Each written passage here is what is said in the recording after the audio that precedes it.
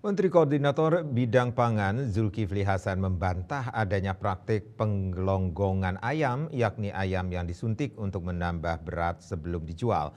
Zulkifli Hasan memastikan bahwa ayam yang dijual aman, bersih, dan halal.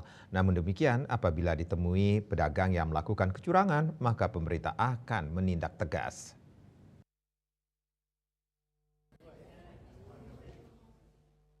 Dalam jumpa pers di Jakarta, Menteri Koordinator Bidang Pangan Zulkifli Hasan membantah adanya praktek penggelonggongan ayam, yakni ayam yang disuntik untuk menambah berat sebelum dijual.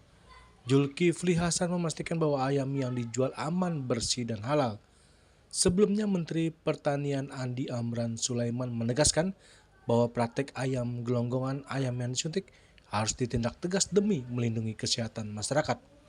Mentan menyampaikan hal tersebut menyusul adanya penangkapan oleh aparat penegak hukum terhadap pelaku yang diduga menjual ayam gelonggongan di Pasar Kebayoran Lama, Jakarta Selatan beberapa waktu lalu.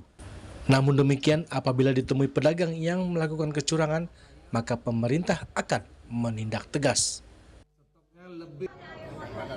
Nggak ada. Ayam semua pengusaha yang di sini dijamin garansi 100% halal toib.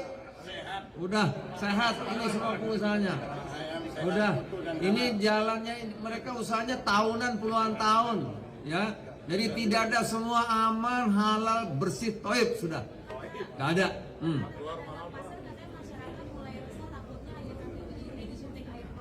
Waduh, gak ada itu isu-isu, nanti ditangkap polisi kalau ada yang begitu-begitu. Ya, ini semua pengusaha ayam di sini lengkap, semua ini ayam halal, toib, pokoknya semua bisa dikonsumsi, insya Allah, terjamin, ya. Nggak ada yang main-main.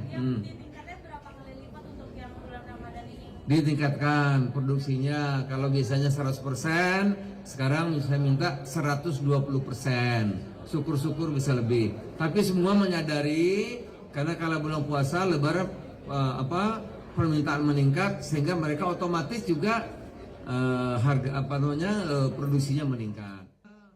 Semua sudah sepakat dan siap. Dari Jakarta, Julius Warte dan Ketut Sumadiasa melaporkan.